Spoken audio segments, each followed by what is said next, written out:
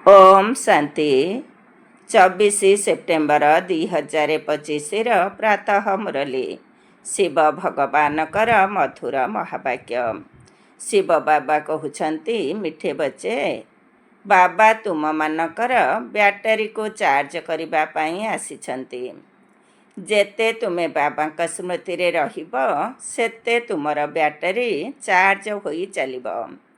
बाबा तुम मानकर ब्याटेरी को चार्ज करने आसिछंती। जेते तुमे बाबा स्मृति रे रहिब सेते तुमर ब्याटेरी चार्ज होई चलिब। आजिर प्रश्न, तुमर सत्यर ना को तोफान कहीं लगुछि? तुमर सत्यर ना को तोफान कहीं लगुछि? उत्तर, कहीं ना वर्तमान समय रे बहुत नकली बा मिथ्यावादी बाहरी छंती। केही केही निजकू भगवान कहउछंती, आउ केही रिद्धि सिद्धि अर्थात जादू विद्या देखाउछंती। सेथिपाई मनुष्य सत्य को परखी पारुनाहंती। सत्यर ना को हलचल करने को चेष्टा करुछंती। किंतु तुमे जानिछ जे आमर सत्यर नाव केबे भी बुड़ी पारिबो नाही।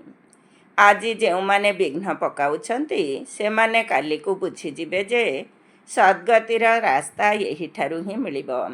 समस्तक निमते यह ही एकमात्र दुकान। ओम शांति। एहा कुहागला रुहानी संतान मानक प्रति अथवा आत्मा मानक प्रति। काहीकि ना रूह अथवा आत्मा कान द्वारा ही शुणुछि। धारणा आत्मारे ही होइथाए। बाबा का आत्मारे मध्य ज्ञान भरी होई रहिछि। यही जन्मरे ही तुम पिला मानकु आत्म अभिमानी हेबाकु पड़िबो। भक्ति मार्गरे 63 जन्म द्वापर जुगरु तुमे देह अभिमान रे रहुछ। आत्मा कौन तुमको जना नथिला, किंतु आत्मा निश्चय अछि। आत्मा ही शरीर रे प्रवेश करुछि। आत्मा को ही दुखर अनुभूति हेउछि। पतित आत्मा एवं पावन आत्मा बोली मध्य कुहाजाए। पतित परमात्मा केबे हेले सुनी नाह। समस्तक भितरे जदि परमात्मा थाते तेबे पतित परमात्मा होइजिबो। तेबे मुख्य कथा हेउछि आत्मा अभिमानी हेबा। आत्मा केते छोट, सेथिरे केते अभिनय भरी होई रहिछि, एक कथा काहाकु भी जଣା नाही। तुमे तो नुआ कथा शुणुछ। यही जोगर यात्रा मध्य बाबा ही सिखाउछंती। आउ केही सिखाई परिबे नाही। यही थिरे ही परिश्रम रहिछि। तेणु प्रति मुहूर्तरे निजकु आत्मा बोली भाबिबाकु हेबो। जेपरी देख, यही एमरजेंसी लाइट अर्थात जरूरी कालीन बत्ती आसीछि, जहाँकि बैटेरी रे चलुछि। ताकु पुणी चार्ज करिथांती। बाबा हेउछंती सबुठारु बड़ शक्ति। केते ढेर आत्मा माने रहिछंती। समस्तंकु सही करेंटरू निजकु चार्ज करिबाकु हेबो।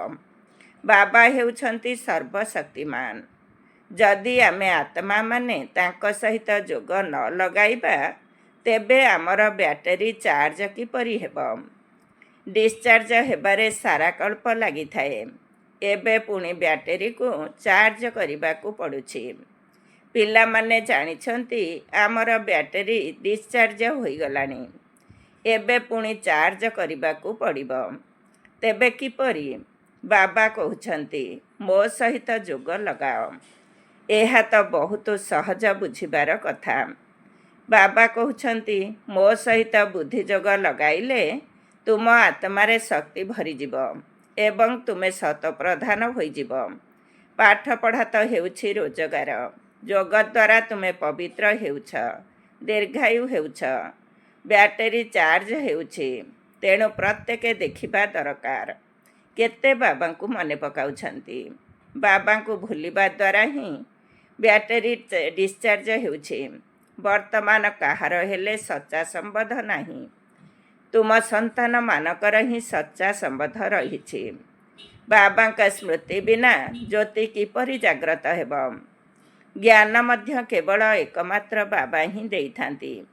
ତୁମେ ଜାଣିଛ ଯେ ଜ୍ଞାନ ହେଉଛି ଦିନ ଏବଂ ଭକ୍ତି ହେଉଛି ରାତି। ପୁଣି ରାତି ପ୍ରତି ବୈରାଗ୍ୟ ଆସୁଛି, ତାପରେ ଦିନ ଆରମ୍ଭ ହେଉଛି। ବାବା କହୁଛନ୍ତି ରାତିକୁ ଭୁଲି ଏବେ ଦିନକୁ ମନେ ପକାଅ। ସ୍ୱର୍ଗ ହେଲା ଦିନ, ନର୍କ ରାତି ଅଟେ। ତୁମେ ଏବେ ଚୈତନ୍ୟରେ ଅଛ। ଏହି ଶରୀର ତ ହେଉଛି ବିନାଶୀ, ମାଟିରେ ତିଆରି ହୋଇଛି, ପୁଣି ମାଟିରେ ମିଶି ଯାଉଛି। ଆତ୍ମା ତ ଅବିନାଶୀ ଅଟେ ନା। ବାକି ବ୍ୟାଟେରୀ ଡିସଚାର୍ଜ ହୋଇଥାଏ। ଏବେ ତୁମେ କେତେ ବୁଦ୍ଧିମାନ ହେଉଛ। ତୁମର ବୁଦ୍ଧି ଘରକୁ ଚାଲିଯାଉଛି। ସେଠାରୁ ଆମେ ଆସିଛୁ। ଏଠାରେ ସୂକ୍ଷ୍ମବତନ ବିଷୟରେ ତ ତୁମେ ଜାଣିଗଲ। ସେଠାରେ ବିଷ୍ଣୁଙ୍କର ଚାରିଭୁଜା ଦେଖାଉଛନ୍ତି। ଏଠାରେ ତ ଚାରିଭୁଜା ହୁଏ ନାହିଁ। ଏକଥା କାହାରି ବୁଦ୍ଧିରେ ନଥିବ ଯେ ବ୍ରହ୍ମା, ସରସ୍ୱତୀ ପୁଣି ଲକ୍ଷ୍ମୀ ନାରାୟଣ ହେଉଛନ୍ତି। ସେଥିପାଇଁ ବିଷ୍ଣୁଙ୍କୁ ଚାରିଭୁଜା ଦିଆଯାଇଛି। ବାବାଙ୍କ ବିନା କେହି ବୁଝାଇ ପାରିବେ ନାହିଁ। ଆତ୍ମାରେ ହିଁ ସଂସ୍କାର ଭରିଥାନ୍ତି। ଆତ୍ମା ହିଁ ତମ ପ୍ରଧାନରୁ ପୁଣି ଶତପ୍ରଧାନ ହୋଇଥାଏ। ଆତ୍ମା ମାନେ ହିଁ ବାବାଙ୍କୁ ଡାକୁଛନ୍ତି, ବାବା ଆମେ ଡିସଚାର୍ଜ ହୋଇଯାଇଛୁ, ଏବେ ଆପଣ ଆସନ୍ତୁ, ଆମକୁ ଚାର୍ଜ ହେବାର ଅଛି। ଏବେ ବାବା କହୁଛନ୍ତି ଯେତେ ମୋତେ ମନେ ପକାଇବ ସେତେ ତାକତ ଆସିବ। ବାବାଙ୍କ ପ୍ରତି ବହୁତ ସ୍ନେହ ରହିବା ଉଚିତ। ବାବା ଆମେ ଆପଣଙ୍କର, ଆପଣଙ୍କ ସହିତ ହିଁ ଘରକୁ ଯିବୁ। ଯେପରି ବାପ ଘରୁ ଶାଶୁ ଘର ଲୋକେ ନେଇଯାଇଥାନ୍ତି ନା, ଏଠାରେ ସଜାଇବା ପାଇଁ ତୁମକୁ 2 ଜଣ ପିତା ମିଳିଛନ୍ତି। ଶୃଙ୍ଗାର ମଧ୍ୟ ଭଲ ହେବା ଦରକାର, ଅର୍ଥାତ୍ ସର୍ବଗୁଣ ସମ୍ପନ୍ନ ହେବା ଦରକାର। ନିଜକୁ ପଚାରିବା ଉଚିତ, ମୋ ଭିତରେ କୌଣସି ଅବଗୁଣ ନାହିଁ ତ? ମନରେ ଯଦିଓ ତୋଫାନ ଆସୁଛି, କିନ୍ତୁ କର୍ମରେ କିଛି କରୁନାହିଁ ତ? କାହାକୁ ଦୁଃଖ ଦେଉନାହିଁ ତ? ବାବା ହେଉଛନ୍ତି ଦୁଃଖହର୍ତ୍ତା, ସୁଖକର୍ତ୍ତା। ଆମେ ମଧ୍ୟ ସମସ୍ତଙ୍କୁ ସୁଖର ରାସ୍ତା ବତାଉଛୁ। ବାବା ବହୁତ ଉପାୟ ବତାଉଛନ୍ତି। ତୁମେ ତ ହେଉଛ ସେନା। ତୁମର ନାମ ହିଁ ହେଉଛି ପ୍ରଜାପିତା ବ୍ରହ୍ମା କୁମାର କୁମାରୀ। କେହି ବି ଯଦି ଭିତରକୁ ଆସୁଛନ୍ତି, ପ୍ରଥମେ ଏକଥା ପଚାର ଯେ କେଉଁଠାରୁ ଆସିଛ, କାହା ପାଖକୁ ଆସିଛ। କହିବେ ମୁଁ ବିକେଙ୍କ ପାଖକୁ ଆସିଛି। ଆଚ୍ଛା ବ୍ରହ୍ମା କିଏ? ପ୍ରଜାପିତା ବ୍ରହ୍ମାଙ୍କର ନାମ କେବେ ଶୁଣିଛ? ହଁ, ପ୍ରଜାପିତାଙ୍କର ତୁମେ ମଧ୍ୟ ସନ୍ତାନ ଅଟ। ସମସ୍ତେ ତ ପ୍ରଜା ହୋଇଗଲେ ନା। ସିଏ ତୁମର ପିତା ଅଟନ୍ତି, କେବଳ ତୁମେ ଜାଣିନାହଁ। ବ୍ରହ୍ମା ମଧ୍ୟ କାହାର ସନ୍ତାନ ହୋଇଥିବେ ନା। ତାଙ୍କ ପିତାଙ୍କର ଶରୀର ତ ଦୃଶ୍ୟମାନ ହେଉନାହିଁ। ବ୍ରହ୍ମା, ବିଷ୍ଣୁ, ଶଙ୍କର ଏହି 3 ଜଣକ ଉପରେ ଅଛନ୍ତି ଶିବ ବାବା। ତ୍ରିମୂର୍ତ୍ତି ଶିବଙ୍କୁ 3 ଜଣଙ୍କର ରଚୟିତା କୁହାଯାଉଛି। ଉପରେ ଜଣେ ଶିବ ବାବା, ପୁଣି ତାପରେ 3 ଦେବତା ରହିଛନ୍ତି। ଯେପରି ବଂଶାବଳୀ ହୋଇଥାଏ ନା। ବ୍ରହ୍ମାଙ୍କର ପିତା ନିଶ୍ଚୟ ଭଗବାନ ହିଁ ହୋଇଥିବେ। ସେ ହେଲେ ଆତ୍ମାମାନଙ୍କର ପିତା। ଆଚ୍ଛା ପୁଣି ବ୍ରହ୍ମା କେଉଁଠାରୁ ଆସିଲେ? ବାବା କହୁଛନ୍ତି ମୁଁ ଏହାଙ୍କ ଭିତରେ ପ୍ରବେଶ କରି ଏହାଙ୍କର ନାମ ବ୍ରହ୍ମା ରଖୁଛି। ତୁମ ପିଲାମାନଙ୍କର ନାମ ରଖିଲି, ତେଣୁ ଏହାଙ୍କର ନାମ ମଧ୍ୟ ବ୍ରହ୍ମା ରଖିଲି। କହୁଛନ୍ତି ଏହା ମୋର ଦିବ୍ୟ ଅଲୌକିକ ଜନ୍ମ। ତୁମ ସନ୍ତାନମାନଙ୍କୁ ତ ପୋଷ୍ୟ ରୂପେ ଗ୍ରହଣ କରୁଛି, ବାକି ଏହାଙ୍କ ଭିତରେ ପ୍ରବେଶ କରୁଛି। ପୁଣି ତୁମମାନଙ୍କୁ ଶୁଣାଉଛି। ସେଥିପାଇଁ ଇଏ ବାପ ଦାଦା ହୋଇଗଲେ। ଯାହାଙ୍କ ମଧ୍ୟରେ ପ୍ରବେଶ କରିଲି ତାଙ୍କର ଆତ୍ମା ତ ଅଛି ନା। ମୁଁ ତାଙ୍କ ପାଖରେ ଆସି ବସୁଛି। 2 ଆତ୍ମାଙ୍କର ଅଭିନୟ ତ ଏଠାରେ ବହୁତ ହେଉଛି। ଆତ୍ମାକୁ ଡାକୁଛନ୍ତି, ତେବେ ଆତ୍ମା ଆସି କେଉଁଠି ବସିବ? ନିଶ୍ଚୟ ବ୍ରାହ୍ମଣ ନିକଟରେ ହିଁ ବସିବ। ଇଏ ମଧ୍ୟ 2ଟି ଆତ୍ମା, ବାବା ଏବଂ ଦାଦା ଅଟନ୍ତି। ଏହାଙ୍କ ପାଇଁ ବାବା କହୁଛନ୍ତି ନିଜର ଜନ୍ମକୁ ଜାଣିନାହାନ୍ତି। ତୁମକୁ ମଧ୍ୟ କହୁଛନ୍ତି ତୁମେ ନିଜର ଜନ୍ମକୁ ଜାଣିନଥିଲ। ବର୍ତ୍ତମାନ ସ୍ମୃତି ଆସିଛି। କଳ୍ପ କଳ୍ପ 84 ଜନ୍ମର ଚକ୍ର ଲଗାଇଛ, ପୁଣି ଘରକୁ ଫେରୁଛ। ଏହା ହେଉଛି ସଙ୍ଗମ ଯୁଗ। ବର୍ତ୍ତମାନ ତୁମର ବଦଳି ହେଉଛି।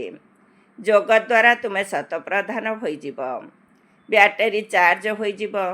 ପୁଣି ସତ୍ୟ ଯୁଗରେ ଆସିଯିବ। ବୁଦ୍ଧିରେ ସମ୍ପୂର୍ଣ୍ଣ ଚକ୍ର ଘୂରି ଚାଲିଛି। ବିସ୍ତାରକୁ ତ ଯାଇପାରିବ ନାହିଁ। ବୃକ୍ଷର ମଧ୍ୟ ଆୟୁଷ ଥାଏ, ପୁଣି ଶୁଖି ଯାଇଥାଏ। ଏଠାରେ ମଧ୍ୟ ସମସ୍ତ ମନୁଷ୍ୟ ଯେପରି ଶୁଖି ଯାଇଛନ୍ତି। ସମସ୍ତେ ଜଣେ ଅନ୍ୟ ଜଣକୁ ଦୁଃଖ ଦେଇ ଚାଲିଛନ୍ତି। ଏବେ ସମସ୍ତଙ୍କର ଶରୀର ନଷ୍ଟ ହୋଇଯିବ, ବାକି ଆତ୍ମାମାନେ ଚାଲିଯିବେ। ଏହି ଜ୍ଞାନ ବାବାଙ୍କ ବ୍ୟତୀତ କେହି ଦେଇପାରିବେ ନାହିଁ। ବାବା ହିଁ ବିଶ୍ୱର ବାସାଇ ଦେଉଛନ୍ତି, ତେଣୁ ତାଙ୍କୁ କେତେ ମନେ ପକାଇବା ଦରକାର। ତାଙ୍କରି ସ୍ମୃତିରେ ନ ରହିବା କାରଣରୁ ମାୟାର ଚାପୁଡ଼ା ଲାଗିଯାଉଛି। ସବୁଠାରୁ କଡ଼ା ଚାପୁଡ଼ା ହେଉଛି କାମ ବିକାରର। ତୁମେ ବ୍ରାହ୍ମଣମାନେ ହିଁ ଯୁଦ୍ଧ କ୍ଷେତ୍ରରେ ଅଛ ନା, ତେଣୁ ତୁମ ପାଇଁ ହିଁ ତୋଫାନ ଆସିବ। କିନ୍ତୁ କୌଣସି ବିକର୍ମ କରିବା ଉଚିତ ନୁହେଁ। ଯଦି ବିକର୍ମ କରିବ ତେବେ ହାରିଯିବ। ବାବାଙ୍କୁ ପଚାରୁଛନ୍ତି, ଏପରି କରିବାକୁ ପଡ଼ୁଛି। ସନ୍ତାନମାନେ ହଇରାଣ କରୁଛନ୍ତି, ତେଣୁ କ୍ରୋଧ ଆସିଯାଉଛି। ସନ୍ତାନମାନଙ୍କୁ ଠିକ୍ ଭାବରେ ନ ସମ୍ଭାଳିଲେ ଖରାପ ହୋଇଯିବେ। କିନ୍ତୁ ଚାପୁଡ଼ା ନ ଲଗାଇବା ପାଇଁ ଚେଷ୍ଟା କର। କୃଷ୍ଣଙ୍କ ପାଇଁ ମଧ୍ୟ ଦେଖାଉଛନ୍ତି ନା, ଖୁଣ୍ଟରେ ବାନ୍ଧିଥିଲେ ରସିରେ ବାନ୍ଧି ଦିଅ, ଖାଇବାକୁ ଦିଅ ନାହିଁ। କାନ୍ଦି କାନ୍ଦି ଶେଷରେ କହିବେ, ଏବେ ଆଉ ଦୁଷ୍ଟାମି କରିବି ନାହିଁ। ଛୋଟ ଛୁଆ ତଥାପି ଦୁଷ୍ଟାମି କରିବ, ଶିକ୍ଷା ଦେବାକୁ ହେବ। ବାବା ମଧ୍ୟ ସନ୍ତାନମାନଙ୍କୁ ଶିକ୍ଷା ଦେଉଛନ୍ତି। ସନ୍ତାନମାନେ କଦାପି ବିକାରଗ୍ରସ୍ତ ହୁଅ ନାହିଁ, କୁଳ କଳଙ୍କିତ କର ନାହିଁ। ଲୌକିକରେ ମଧ୍ୟ କେହି କୁପୁତ୍ର ହୋଇଥିଲେ ମା ବାପା କହିଥାନ୍ତି, କାହିଁକି ମୁହଁ କଳା କରୁଛୁ, କୂଳରେ କାହିଁକି କଳଙ୍କ ଲଗାଉଛୁ। ହାରିବା ଜିତିବା, ଆଉ ଜିତିବା ହାରିବା ହୋଇ ହୋଇ ଶେଷରେ ବିଜୟ ହୋଇଯିବ। ଏହା ସତ୍ୟର ଡଙ୍ଗା। ବହୁତ ତୋଫାନ ଆସିବ, କାହିଁକି ନା ବହୁତ ନକଲି ବାହାରି ପଡ଼ିଛନ୍ତି। କେହି ନିଜକୁ ଭଗବାନ କହୁଛନ୍ତି, କେହି ଆଉ କ'ଣ କହୁଛନ୍ତି। ରିଦ୍ଧି ସିଦ୍ଧି ଯାଦୁ ମନ୍ତ୍ର ମଧ୍ୟ ବହୁତ ଦେଖାଉଛନ୍ତି। ସାକ୍ଷାତକାର ମଧ୍ୟ କରାଉଛନ୍ତି। ବାବା ସମସ୍ତଙ୍କର ସଦ୍ଗତି କରିବା ପାଇଁ ହିଁ ଆସିଛନ୍ତି। ପୁଣି ନା ଏହି ଜଙ୍ଗଲ ରହିବ, ନା ଜଙ୍ଗଲବାସୀ ରହିବେ। ଏବେ ତୁମେ ସଙ୍ଗମ ଯୁଗରେ ଅଛ। ଜାଣିଛ ଯେ ଏହି ପୁରୁଣା ଦୁନିଆ ଶ୍ମଶାନ ହୋଇଯାଇଛି। କୌଣସି ମୁର୍ଦ୍ଦାର ସହିତ କେହି କ'ଣ ମନ ଲଗାଇଥାଏ? ଏ ଦୁନିଆ ତ ବିନାଶ ହୋଇଯିବ, ଅଥବା ବିନାଶ ହେବା ଉପରେ। ବାବା ସେତେବେଳେ ଆସୁଛନ୍ତି ଯେତେବେଳେ ନୂଆ ଦୁନିଆ ପୁରୁଣା ହେଉଛି। ଯଦି ବାବାଙ୍କୁ ଭଲ ଭାବରେ ମନେ ପକାଇବ, ତେବେ ବ୍ୟାଟେରୀ ଚାର୍ଜ ହେବ। ଭଲେ ବହୁତ ଭଲ ଭଲ ଭାଷଣ ଶୁଣାଉଛନ୍ତି, କିନ୍ତୁ ଯୋଗର ଶକ୍ତି ନାହିଁ, ତେଣୁ ସେହି ଶକ୍ତି ରହୁନାହିଁ। ହତିଆର ଶକ୍ତି ସମ୍ପନ୍ନ ହୋଇନାହିଁ। ତେବେ ବାବା କହୁଛନ୍ତି, ଏହା କୌଣସି ନୂଆ କଥା ନୁହେଁ। 5000 ବର୍ଷ ପୂର୍ବରୁ ମଧ୍ୟ ଆସିଥିଲ। ବାବା ପଚାରୁଛନ୍ତି, ଆଗରୁ କେବେ ମିଶିଛ? ତେବେ କହୁଛନ୍ତି, କଳ୍ପ ପୂର୍ବରୁ ମିଶିଥିଲୁ। କେହି କେହି ପୁଣି କହୁଛନ୍ତି, ଡ୍ରାମା ସ୍ୱତଃ ହିଁ ପୁରୁଷାର୍ଥ କରାଇବ। ଆଚ୍ଛା, ଏବେ ଡ୍ରାମା ପୁରୁଷାର୍ଥ କରାଉଛି ନା? ତେବେ କର। ଗୋଟିଏ ଜାଗାରେ ତ ବସିଯିବାର ନାହିଁ। ଯେଉଁମାନେ କଳ୍ପ ପୂର୍ବରୁ ପୁରୁଷାର୍ଥ କରିଛନ୍ତି ସେହିମାନେ କରିବେ। ବର୍ତ୍ତମାନ ପର୍ଯ୍ୟନ୍ତ ଯେଉଁମାନେ ଆସିନାହାନ୍ତି ସେମାନେ ଆସିବେ। ଯେଉଁମାନେ ଜ୍ଞାନ ମାର୍ଗରୁ ଅଧା ରାସ୍ତାରୁ ଛାଡ଼ି ପଳାଇଲେ, ବିବାହ ଆଦି ଯାଇ କଲେ, ତାଙ୍କର ଡ୍ରାମାରେ ଯଦି ଅଭିନୟ ଥିବ, ତେବେ ପୁଣି ଆସି ପୁରୁଷାର୍ଥ କରିବେ। ଯିବେ କୁଆଡ଼େ? ବାବାଙ୍କ ନିକଟକୁ ଦିନେ ସମସ୍ତଙ୍କୁ ଆସି ଲାଞ୍ଜ ହଲାଇବାକୁ ହିଁ ପଡ଼ିବ। ଲେଖାଯାଇଛି, ଭୀଷ୍ମ ପିତାମହ ପ୍ରଭୃତି ଆଦି ମଧ୍ୟ ଶେଷରେ ଆସିଥିଲେ। ଏବେ ତ ତାଙ୍କର କେତେ ଗର୍ବ ରହିଛି, ପୁଣି ତାଙ୍କର ସେହି ଗର୍ବ ଖର୍ବ ହୋଇଯିବ। ତୁମେ ମଧ୍ୟ ପ୍ରତ୍ୟେକ 5000 ବର୍ଷ ପରେ ଅଭିନୟ କରୁଛ। ରାଜତ୍ୱ ନେଉଛ, ପୁଣି ହରାଉଛ। ଦିନକୁ ଦିନ ସେବା କେନ୍ଦ୍ରମାନ ବଢ଼ି ଚାଲିଛି। ଭାରତୀୟ ଯେଉଁମାନେ ଖାସ୍ ଦେବୀ ଦେବତାଙ୍କର ପୂଜାରୀ ଅଟନ୍ତି, ତାଙ୍କୁ ବୁଝାଇବାକୁ ହେବ। ସତ୍ୟ ଯୁଗରେ ଦେବୀ ଦେବତା ଧର୍ମ ଥିଲା, ତେଣୁ ତାଙ୍କର ପୂଜା କରୁଛନ୍ତି। ଖ୍ରୀଷ୍ଟିଆନମାନେ ଖ୍ରୀଷ୍ଟଙ୍କର ମହିମା କରୁଛନ୍ତି। ଆମେମାନେ ଆଦି ସନାତନ ଦେବୀ ଦେବତା ଧର୍ମର ମହିମା କରୁଛୁ। ତାକୁ କିଏ ସ୍ଥାପନ କରିଛନ୍ତି? ସେମାନେ ଭାବୁଛନ୍ତି କୃଷ୍ଣ ସ୍ଥାପନ କରିଛନ୍ତି, ତେଣୁ ତାଙ୍କର ପୂଜା କରି ଚାଲିଛନ୍ତି। ତୁମମାନଙ୍କ ମଧ୍ୟରେ କ୍ରମାନୁଯାୟୀ ରହିଛନ୍ତି। କିଏ କେତେ ପରିଶ୍ରମ କରୁଛନ୍ତି, କିଏ କେତେ ଦେଖାଉଛନ୍ତି ନା ଗୋବର୍ଦ୍ଧନ ପାହାଡ଼କୁ ଆଙ୍ଗୁଳିରେ ଉଠାଇ ନେଲେ। ଏବେ ଏହା ପୁରୁଣା ଦୁନିଆ। ସମସ୍ତ ଜିନିଷରୁ ସାରତତ୍ତ୍ୱ ବାହାରି ଯାଇଛି। ସୁନା ଖଣି ମଧ୍ୟ ଖାଲି ହୋଇଯାଇଛି। ସ୍ୱର୍ଗରେ ତ ସୁନାର ମହଲ ତିଆରି ହେବ। ଏବେ ତ ସରକାର ହଇରାଣ ହୋଇଯାଉଛନ୍ତି, କାହିଁକି ନା କରଜ ଦେବାକୁ ପଡ଼ୁଛି। ସେଠାରେ ତ ଅସରନ୍ତି ଧନ ରହିବ। କାନ୍ଥମାନଙ୍କରେ ମଧ୍ୟ ହୀରା ନୀଳା ଲାଗି ରହିଥିବ। ସେଠାରେ ହୀରା ଖଞ୍ଜିବାର ସଉକ ରହିଥାଏ। ସେଠାରେ ଧନର ଅଭାବ ରହିବ ନାହିଁ। କାରୁନର ଖଜାନା, ଅଥାହ ସମ୍ପତ୍ତି ରହିବ। ଆଲ୍ଲାହ ଅବଲଦିନର ଏକ ଖେଳ ଦେଖାଇଥାନ୍ତି। ଠକ୍ ଠକ୍ କରିଲେ ମହଲ ବାହାରି ଆସୁଛି। ଏଠାରେ ମଧ୍ୟ ଦିବ୍ୟ ଦୃଷ୍ଟି ମିଳିବା ଦ୍ୱାରା ସ୍ୱର୍ଗକୁ ଚାଲି ଯାଉଛନ୍ତି। ସେଠାରେ ରାଜକୁମାର ରାଜକୁମାରୀମାନଙ୍କ ପାଖରେ ମୁରଲି ଆଦି ସବୁ ଜିନିଷ ହୀରାର ରହିଥାଏ। ଏଠାରେ ତ କେହି ଏପରି ଜିନିଷ ଯଦି ପିନ୍ଧିକରି ବସିଲେ ଲୁଟି ନେଇଯିବେ, ଛୁରୀ ମାରି ମଧ୍ୟ ନେଇଯିବେ। ସେଠାରେ ଏପରି କଥା ହେବ ନାହିଁ। ଏହି ଦୁନିଆ ବହୁତ ପୁରୁଣା, ଦୁର୍ଗନ୍ଧଯୁକ୍ତ ଅଟେ। ଏହି ଲକ୍ଷ୍ମୀ ନାରାୟଣଙ୍କ ଦୁନିଆରେ ତ ସବୁବେଳେ ମଉଜ ହିଁ ହେଉଥିଲା। ହୀରା ନୀଳାର ମହଲ ଥିଲା। ଏକୁଟିଆ ତ ନଥିବେ ନା। ତାହାକୁ ସ୍ୱର୍ଗ କୁହାଯାଉଥିଲା। ତୁମେ ଜାଣିଛ, ବାସ୍ତବରେ ଆମେ ସ୍ୱର୍ଗର ମାଲିକ ଥିଲୁ। ଆମେ ଏହି ସୋମନାଥ ମନ୍ଦିର ତିଆରି କରିଥିଲୁ।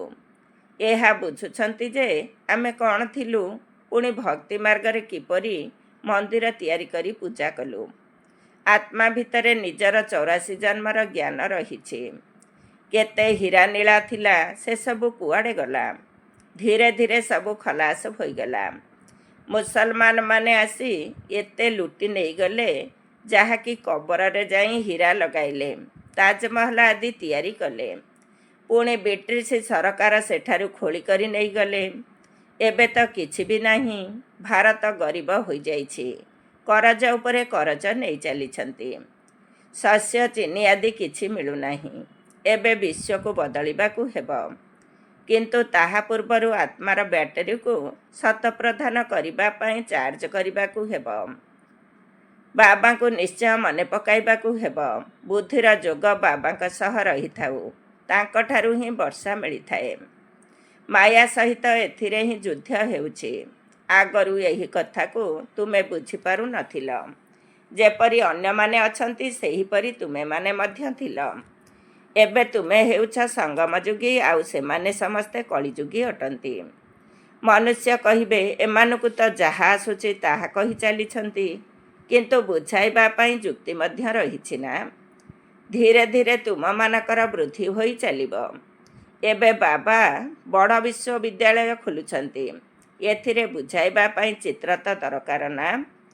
ପରବର୍ତ୍ତୀ ସମୟରେ ତୁମ ପାଖରେ ଏହିସବୁ ଚିତ୍ର ଟ୍ରାନ୍ସଲାଇଟର ହୋଇଯିବ, ଯାହାଦ୍ୱାରା ପୁଣି ତୁମମାନଙ୍କୁ ବୁଝାଇବାକୁ ମଧ୍ୟ ସହଜ ହେବ।